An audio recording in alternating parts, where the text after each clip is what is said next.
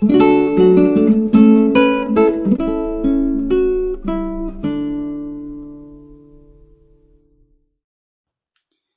dia, meu irmão, minha irmã, bem-vindos ao nosso encontro de toda manhã da reflexão da Palavra de Deus. Hoje, dia 6 de agosto, sexta-feira da 18ª semana do Tempo Comum, e a igreja hoje celebra a festa da Transfiguração do Senhor. É uma festa que talvez muitos estranhem. Por que a igreja não a transfere para o domingo? Não, mas se vocês lembrarem, terá outro momento da igreja no ano litúrgico em que ela será celebrada de domingo. Hoje não, hoje é o seu dia litúrgico, dia 6 de agosto. E é uma festa que eu espero que nos dê esperança, força da realidade a qual nós somos chamados a viver. Porque falamos hoje da transfiguração do corpo do Senhor. Mas nós somos, como dirá São Paulo, um dia chamados a ser, como diria, transformados nele, semelhantes a ele. Vivemos uma realidade muito parecida com esta que o Senhor hoje manifesta com a sua transfiguração, porque este é o nome da palavra. Transfiguração significa manifestação. Jesus que manifesta a realidade do que será a nossa humanidade transformada, ressuscitada, um dia no céu. Por isso, a leitura, a igreja coloca duas leituras como opção. Ou você pega do livro de Daniel, ou pega da carta de São Pedro. Eu prefiro hoje, eu vou fazer o comentário da carta de São Pedro, tá? Sobre a festa da transfiguração de hoje. Então, a primeira leitura que vamos meditar hoje é da segunda carta de São Pedro, capítulo 1, do versículo 16 ao 19. E por que eu escolhi essa e não a de Daniel? Porque Pedro, ele, como ele coloca na carta, ele é testemunha de que é verdade. O corpo de Cristo foi transfigurado, virou luz. Não, como ele coloca no início, não foi seguindo fábulas habilmente inventadas que vos damos a conhecer o poder e a vinda de nosso Senhor Jesus Cristo, mas sim por termos sido testemunhas oculares da sua majestade. Significa que os discípulos viram de fato, foram testemunhas de que Jesus é o Senhor, é o Kyrios, é Deus, mas que estava escondida na sua humanidade e que Cristo a revelou no Monte Tabor, na transfiguração. Por quê? Porque os discípulos tinham escutado a paixão, o anúncio de que o Messias que eles esperavam não iria realizar a libertação, o messianismo político que eles tinham na cabeça, mas um outro tipo de libertação. Ele sim é Messias, mas vai libertar o homem da morte e da escravidão das suas paixões, destruindo no seu corpo a morte e ressuscitando. Este corpo agora de Cristo será glorificado, transformado, ressuscitado. E por isso ele diz que eles são testemunhas. Para animar, nós não estamos falando de algo que é uma fábula, talvez. Não. É que isto vai se realizar, vai se dar.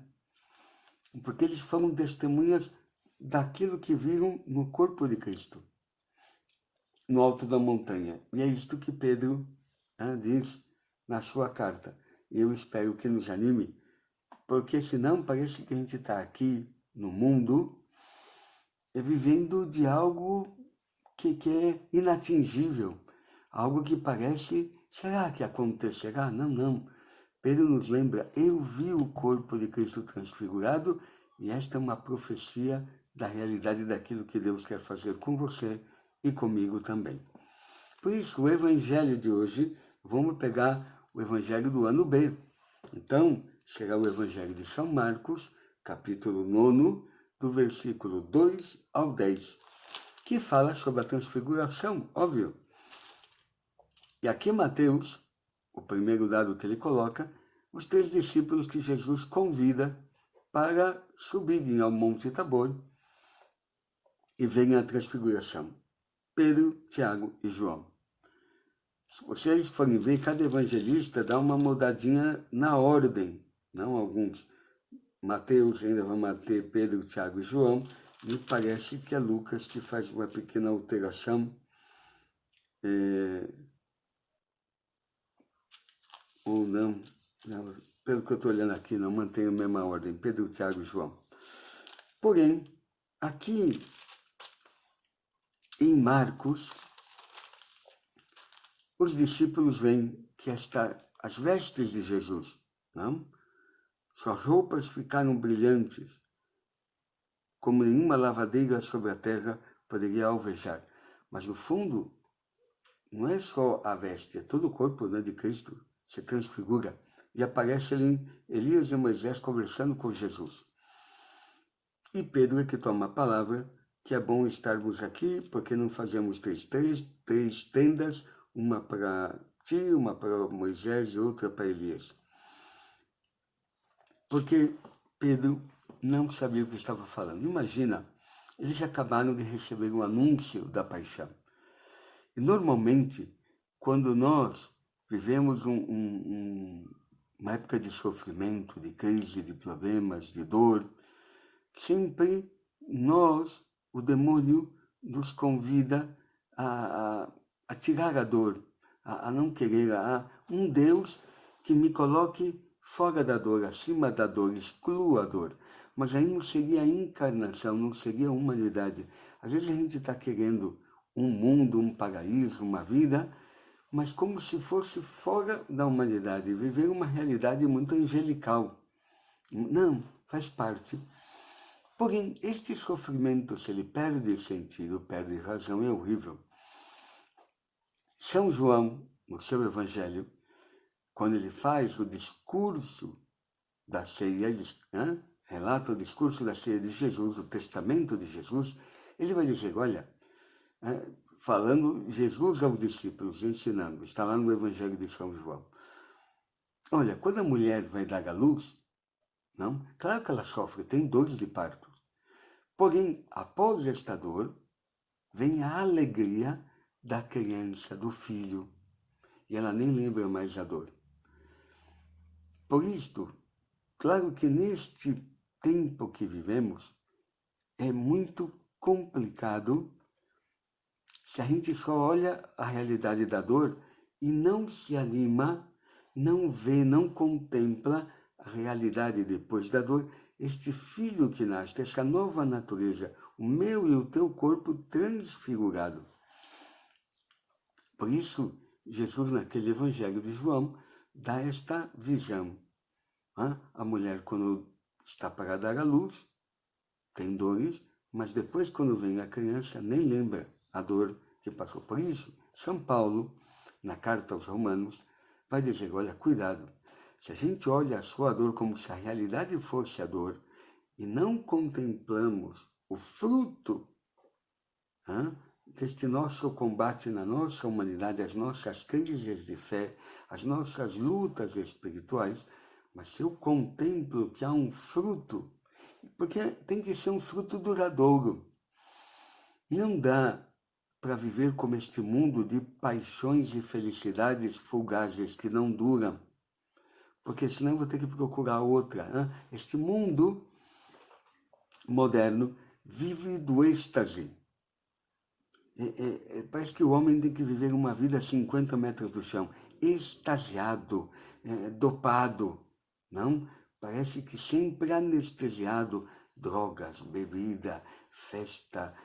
Não é que o homem não possa festejar, mas parece que ele tem que viver uma vida sempre extasiante. Não, Cristo se encarnou na nossa realidade e Ele quer transformar esta nossa realidade, transfigurá-la, para que nós vivamos definitivamente no céu a realidade desta minha humanidade transformada, glorificada por Cristo.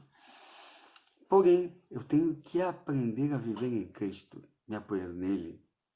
Por isso aparece Moisés e Elias na transfiguração de Jesus.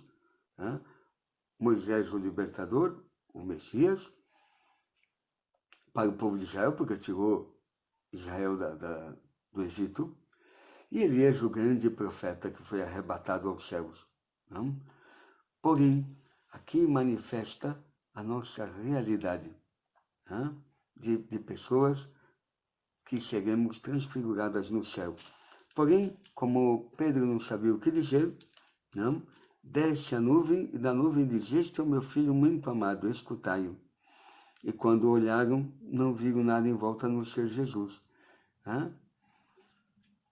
Claro que Pedro, o que ele diz de montar as tendas, quem não quer permanecer naquela visão maravilhosa do que seremos, manifestada no corpo transfigurado de Cristo? Mas eles têm que descer, ainda não passaram a paixão, não passaram pela ressurreição, como indicando que o homem não pode viver uma vida fugaz num êxtase, a história. E aí, paulatinamente, a fé é algo que vai me dando esta alegria, esta certeza da realidade a qual nós somos chamados, mas na história, no tempo, com a sua medida, e não num êxtase enlouquecido, uma coisa doida. Ao descerem da montanha, Jesus ordenou que não contassem a ninguém o que tinha visto, até que o Filho do Homem ressuscitasse dos mortos, para que o que viesse o pessoal acreditar não era num Cristo que se transfigurou, porque já tinha o problema dos milagres, da coisa, e agora ainda se Jesus se transfigura, terão que entender o mistério da ressurreição, e ao qual todos nós somos chamados para morrer com Cristo, para poder também ressuscitar com Ele. Porém, os discípulos ainda não tinham entendido. Eles observaram esta ordem, mas comentavam entre si o que seria ressuscitar dos mortos. E ressuscitar não é só uma realidade, claro que depois a ressurreição da carne será esta transformação do nosso corpo numa realidade gloriosa. Porém, ressuscitar é nesta vida ver que orgulho, soberba, inveja, avareza já não me dominam, já não são realidades que me arrastam. Ser um ser ressuscitado é poder amar, poder perdoar, poder dar a vida, poder morrer ao outro. E claro, já neste sentido, na minha humanidade, experimentar um pouco o que é o céu, a vida com Deus. E depois, como prêmio, a glorificação do nosso corpo, a ressurreição da carne. Espero que essa festa de hoje da transfiguração de verdade seja um consolo, um ânimo em meio a tantos combates, lutas, nesse vale de lágrimas, como diz a oração da Salve Rainha. E eu espero que de verdade a liturgia hoje da transfiguração do Senhor nos anime e fortaleça a nossa fé. Vou fazer a oração coleta da festa de hoje da transfiguração. Oremos. Ó Deus, que na gloriosa transfiguração de vosso Filho confirmastes os mistérios da fé pelo testemunho de Moisés e Elias e manifestastes de modo admirável a nossa glória de filhos adotivos, concedei aos vossos servos e servas ouvir a voz do vosso Filho amado e compartilhar da sua herança. Por nosso Senhor Jesus Cristo, vosso Filho, na unidade do Espírito Santo. Amém. O Senhor esteja convosco, Ele está no meio de nós. Abençoe-vos o Deus Todo-Poderoso, Ele que é o Pai, o Filho e o Espírito Santo. Amém. Até amanhã para o nosso próximo encontro da reflexão da Palavra de Deus. Até amanhã.